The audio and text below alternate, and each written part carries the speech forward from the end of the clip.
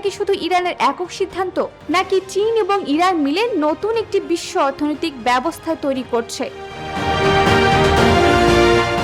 Hormuz প্রণালী এখন শুধু তেলের পথ নয়, এটা হয়ে উঠেছে বিশ্ব শক্তির একক যুদ্ধক্ষেত্র।